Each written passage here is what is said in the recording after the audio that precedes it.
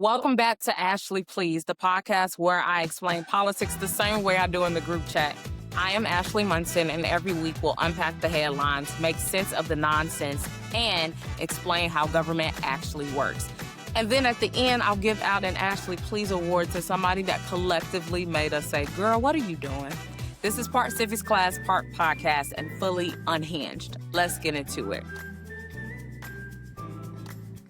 Welcome back to another episode of Ashley Please. As always, thank you for those who have watched, that have liked, that have shared, or even subscribed. And if you haven't had the opportunity, go over to Spotify, Apple Podcasts, or YouTube to subscribe now. Okay, so this is a special episode of Ashley Please solely because I'm going to rant. I don't have a specific format. I jotted some notes down that help guide this episode, but I purely want to rant today because I have recently started rewatching Scandal. And the first and the second time I watched it all the way through, I was like, this is good TV, Shonda. Like, dope. I'm on my fourth time and I'm rewatching it thinking, everything that's happening isn't far-fetched. I really feel like Shonda was foretelling what was going to happen. To the point, as I have read news during this news cycle, I have verbally said, what season of Scandal is this? I'll give you one example of what made me think of the TV show. So y'all remember when President Fitz in Scandal got shot? He got shot, went to the hospital, his brain wasn't responsive, and the vice president, Sally Langston, was trying to get control of the Oval, trying to push him out, saying he was unfit, he basically wasn't alive. And so First Lady Melly Grant forced the president's signature on a letter to basically say he was alive. You know who that made me think of? Mitch McConnell. We don't know if he's alive. Now, here's some context. So about a month ago, June 14th, Mitch McConnell had a fall. And since then, he has been hospitalized. Hospitalized? Did I say that right? He's been in the hospital. And from that, all we know is that he said, quote unquote, that he had a fall, he was unconscious, and then in the hospital, he got pneumonia. Now, this is all plausible, right? This can actually occur. You can get to the hospital and get sick because of the germs and all the things that are in hospitals. That's not the part that makes me question. What makes me question this whole thing is, why did it take so long for people to basically say what was happening with Mitch McConnell? Now, he's 84, former majority leader. He's important. So for y'all not to release a statement to say, hey, Mitch is okay, or hey, Mitch is not responsive, if I put on my political thinking hat, know why they did this. But if y'all didn't want these conspiracy theories to start about him being alive or not, y'all should have sent out a note to let the people know. It got to the point that the governor of Kentucky sent a letter to Mitch that said, hey, cool. Hope you're recovering, but I need a status update, big dog. I need to know if you're alive or if you're not. So Mitch and team released a statement and a picture. The picture completely looks like it's AI. Now, if you're a Republican and you're listening to this, like, oh, that is a left talking point. Nah, bro. Even a former Fox producer said we need the metadata of that picture. What does metadata do? Prove when the picture was taken. I'm laughing because this is like real life Scandal, bro. I hope he's alive, because if he's not, Scott Jennings, that went on the Abby Phillips show, that's not the formal name, but on one of her shows, basically said, yeah, I spoke to Mitch for 17 minutes and he talked about Iran. If I'm in a hospital, bro, I am not talking about Iran. Senator, not senator. I'm talking about I'm alive, I'm okay, how are things? You telling me you talked to this man that sent this AI photo, in my opinion, to the public, basically saying, hey, Iran, not mentioning your state of being, your livelihood? I call cap, bro. But, who are me? That's just my thought. And I feel like after this, you owe the public a great explanation on why you waited a month to essentially provide a statement. Furthermore, this is not the only time that Mitch has been hospitalized. Let's run it down. So technically, I don't know if he's been alive for the past 2 years. Y'all have seen this man freeze in the midst of a press conference back in March 2023. He missed several weeks of work after falling in a Washington hotel. I mentioned he froze during a news conference and stared at his colleagues and staff as if he wasn't alive. And then a year later, he fell and sprained his wrist while walking out of a GOP luncheon. Even cats have 9 lives, but damn, Mitch, we got to figure it out. This also makes me think of, not only do we need term limits, we need age limits, because Mitch is one of the oldest folks in Congress. We got Charles Grassley, homeboy's 92, Norton, which is a Democrat, she's 88. Please tell me why people that should have been in the movie Land Before Time are still in public office. Y'all are here to hear my unhinged thoughts. That's one. So here is the civics lesson and all that. These are my thoughts. Senate vacancies are often governed by state law. This is a great instance of federalism. The United States government, Congress makes rules, but some states are allowed to govern the way they need to due to some of the laws that they pass. And so if Mitch McConnell is in fact gone and that seat becomes vacant, Kentucky law would require a temporary appointment followed by a special election. Now, again, I'm not here to prove or push any conspiracy theory, but if I was a Republican, I would wait to announce Mitch has gone on to glory too. Just my 2 cents. Speaking of old white men, the next topic I want to talk about is Lindsey Graham. Lindsey Graham has died unexpectedly. And if you need some background on Graham, he represented South Carolina in the House and the Senate for more than 3 decades. Term limits. Furthermore, what makes this a little fishy is I believe he just got back from Ukraine. Senator John Cornyn even requested a toxology report.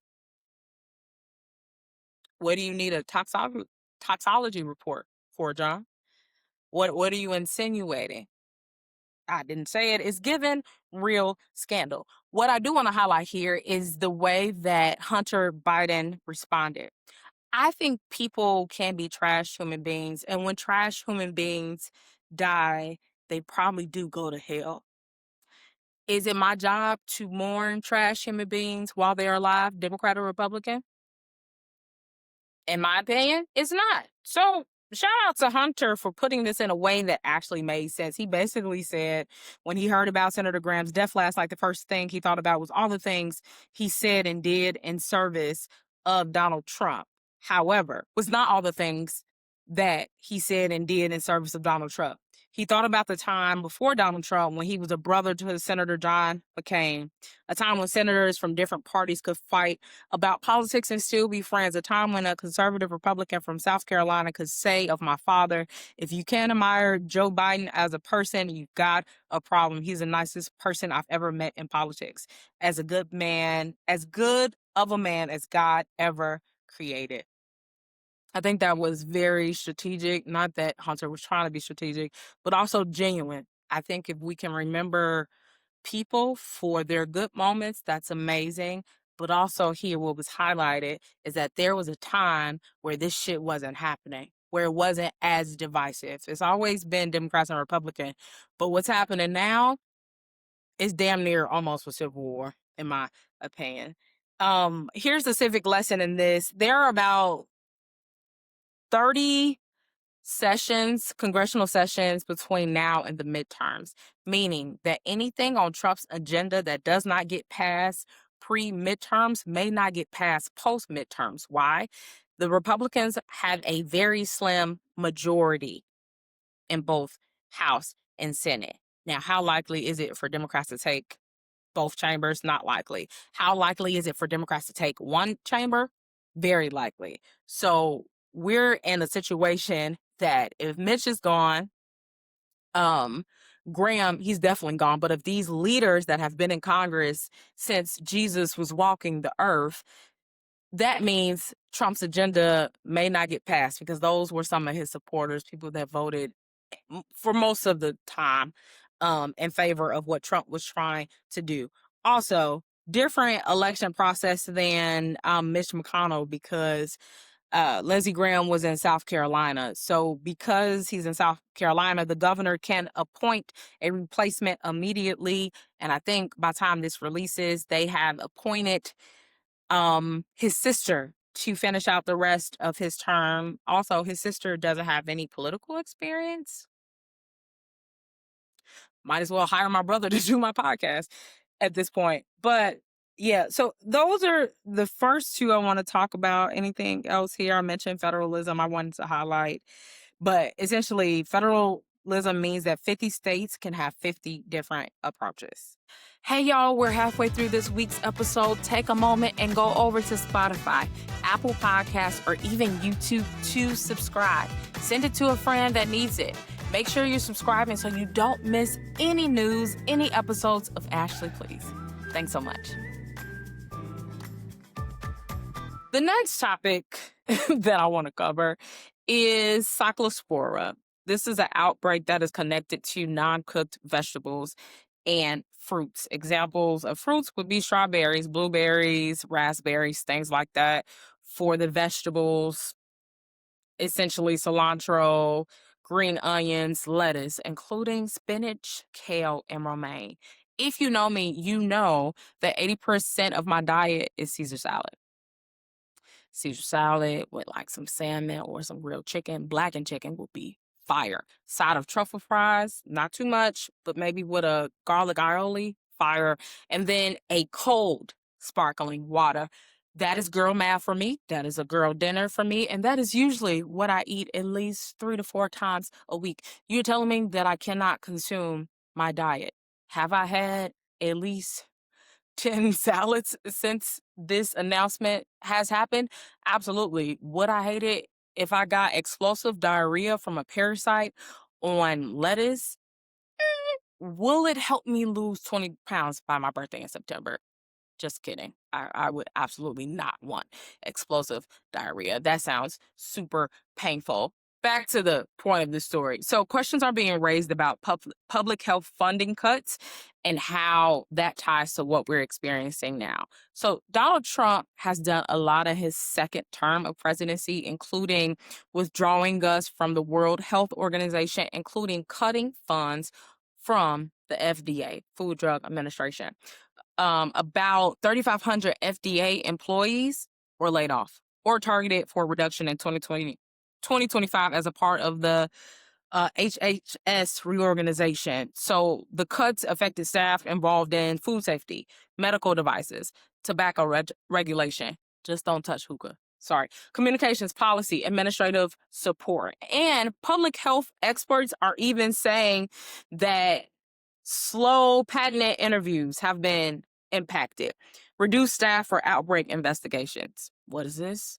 An outbreak. Third thing, delayed identifying contaminated. Why do I keep saying that? Contaminated food sources, and it made it harder to coordinate information across states. So if we get information delayed, if we are finding out late about some of these outbreaks, it's this administration's fault. Sue me. I didn't say it. The experts say it.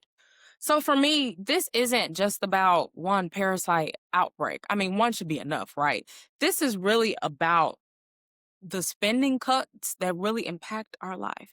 So this is one real example of how this presidency has impacted states, which in return impact us locally. So since 2025, we've seen a $11.4 billion reduction in state public health funding. FoodNet's surveillance has been narrowed, and this has reduced the country's ability to detect and respond quickly to disease outbreaks, while the administration maintains essential public health functions remain intact. This is crazy. Fun fact, before Trump, we were tracking Cyclospora, okay? We tracked it for 28 years, and then when Trump came in office, he made it optional for the CDC. Does anybody see a problem with that or no? Now we have over 3,000 cases across 31 states. This is a part of Trump's legacy. This is what y'all signed up for. The last thing I want to talk about is ICE. There was another shooting in Maine involving an ICE agent. That sigh was because I'm grieved. It was a shooting in Maine involving an ICE agent, and then this comes after there was a shooting in Houston with an ICE agent. This has been the 7th ICE-involved shooting since January 2025. Here are my rebuttals to that. Melt the damn ICE. That's the nicest way I can say it. The fact that ICE has a bigger budget than the Food Drug Administration, you gotta be shitting me. I said what I said. Don't make no damn sense. In fact, I just feel like they are trying to kill us. This is dramatic and bleeding into conspiracy theory territory. Hear me out. The fact that our food is being impacted, you can't eat fruits and vegetables. Never have I ever in my life experienced that. 2, and let me clarify for those that say, well, they said don't eat it. Stay away from it. Be mindful of it. Make sure you cook it. I can't just go eat a bag salad anymore. I got to wash it. And that still doesn't put me in the clear from not getting an explosive diarrhea parasite. You got to be shitting me. Literally. Sorry. ICE agents are being used to take out brown people at this point, more than just brown people, to harass. And the Supreme Court made it easier to racial profile, essentially, to do that. Third thing, the Civil Rights Act has been dismantled in ways that Dr. King would have cussed everybody out like he did in that episode of Boondocks. I, too, am confetti. I just don't understand. And that's why I wanted to rant today, because I think my brain hurts from everything that has transpired. So my Ashley Please Award is simple today, too. Whoever can figure out that Mitch McConnell is still alive, you get the award for this week. Do your civic duty and research. That's all I got, y'all. I'm Ashley Munson. This has been Ashley. Please do something with what you just learned.